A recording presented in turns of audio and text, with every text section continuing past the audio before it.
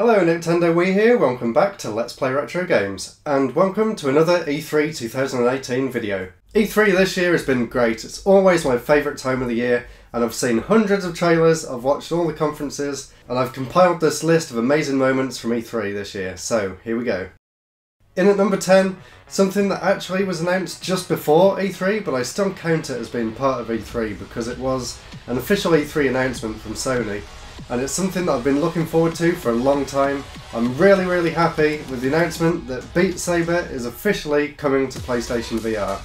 I know they'd said it was coming to PSVR, but it was never officially announced until the other day, so really can't wait for that, just wish there was a release date. Number 9, something that we've all been waiting a long time to see, gameplay from Resident Evil 2, the remake. It looks really nice. I think it's running on an enhanced version of the Resi 7 engine, but it's gone back to the over-the-shoulder camera, which I personally prefer compared to first person. I'm a huge fan of the more recent Resi games like Revelations 2, Resident Evil 4 and 5, so really can't wait to play Resi 2. And I know a lot of people will be surprised by this, but I've never actually played the original, so it'd be really interesting to see what I think of this as someone who's never played the original before. Really looking forward to playing Resident Evil 2 when it gets released on PlayStation 4. I don't think it has an official release date yet though. Number 8, a game that was officially announced 10 years ago this year. It's just insane that it's not actually out yet. Of course, I'm talking about Beyond Good and Evil 2. Although I've never actually completed it, I am a huge fan of the original. Here it is on the GameCube. It's an amazing game, and if the sequel is anywhere near as good as this, then I'm bound to love it. Although, actually, they just confirmed that it's a prequel to the game and not a sequel. So I know a few people who were fans of the original are a bit disappointed that the story won't be continuing. But, on the other hand, Jade is back, so that made a lot of people happy at E3. So, really great show from Ubisoft, really looking forward to playing it whenever that is. Number 7, some gameplay of Daemon X Machina, the game that got announced at Nintendo's E3 Direct. It looks amazing. I really wish they'd put some of this gameplay in the original trailer to give people a bit of a taste of how the game will actually be. From actually looking at the gameplay, I was really surprised to see that there's not just mech fighting, but there's also on foot sections too. The graphics designer for the mechs actually worked at one of my favourite anime series, Macross, so that's really cool to hear, so I really can't wait to see more of this game. Unfortunately, it's not out until next year, so we have a while to wait, but I'm really looking forward to it, and if you want to watch the treehouse footage, I'll put a link in the description. It does look really cool. Number 6, something that I actually only just watched, because I didn't actually watch all of Sony's conference because it was a bit strange this year and it kind of put me off watching the rest of it. But even so, this is Death Stranding, and I have absolutely no idea what to think of it other than it looks awesome and confusing. Love the graphics, love what they're doing with the gameplay. It looks kind of simple, but at the same time a lot of exploration and things like that. It looks really nice. I know Kojima's known for his wacky stories, and I'm sure this game will be no exception from what we've seen so far. Really looking forward to finding out more about the game and eventually playing it whenever the release date is. Right, we're halfway through now, and at number 5, something that actually came from the Microsoft press conference, believe it or not. This is also coming to the Switch. They didn't actually say that, obviously, but from watching the trailer online after, it's coming to the Xbox, PlayStation, Switch and PC. Of course, I'm talking about Tales of Vesperia. It's an enhanced version of the PS3 version that was only released in Japan, so this is the first time that people outside of Japan are getting all the extra content. I've never actually played this Tales of game before, even though I'm a big fan of the series, so I'm really looking forward to trying out Vesperia on the Switch. And it'll be great to play it on the Switch as well, because I love being able to take RPGs like that on the go and just do some battles while I'm on the train or something. It's going to be great.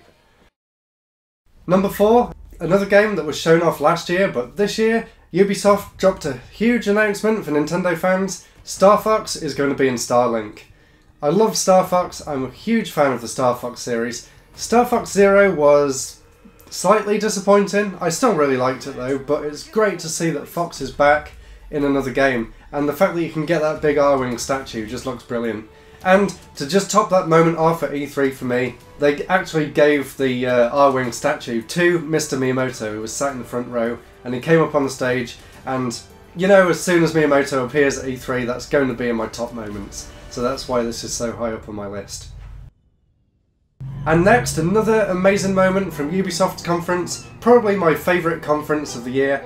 The fact that Grant Kirkhope actually came up on stage and conducted a Donkey Kong orchestra over the new trailer for Donkey Kong Adventure for Mario and Rabbids. It was really cool to see. I love the band that was playing, it's just perfect. I'll put a link in the description to the actual thing. It was my highlight of the show, to be honest. I loved every minute of it.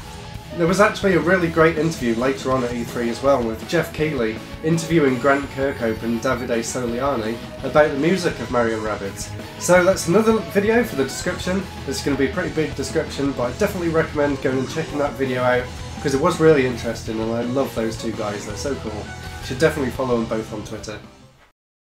Now getting into the really good stuff. This was a huge announcement for me. I'm sure you know I'm an incredibly huge Xenoblade fan. I've been blocking it, but just over there out of sight is a big Xenoblade poster. Huge fan of all three Xenoblade games, and I can't wait for the DLC for Xenoblade 2. They showed off a lot of gameplay for it at the Treehouse, and it's actually an entirely new game. It's a prequel to Xenoblade 2. I just thought it would be some extra missions for the main game, so I'm so excited that it's actually going to be a full-on brand new story.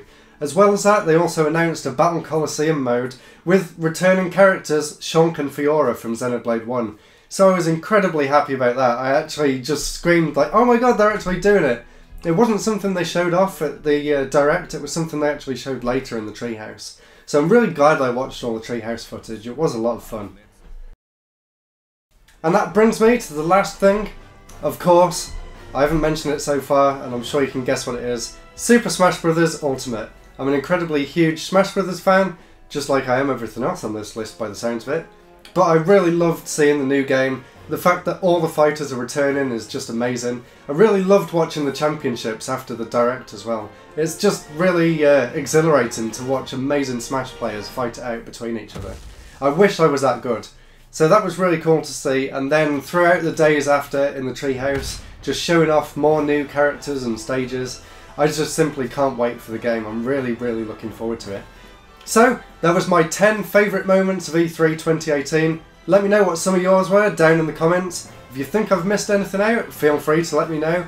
I know I missed out some big announcements like Kingdom Hearts 3 and that amazing Cyberpunk 2077 game which looks awesome, but this was just my top picks. There was a lot more I could have included. Really loved E3 this year, just like every other year. So, thank you very much for watching. Don't forget to check out my Patreon in the description where you can watch my videos a day early. If there's any videos you'd like to see, let me know in the description or let me know on Twitter and I'll see what I can do. And don't forget to subscribe. I'll see you again next week. Goodbye.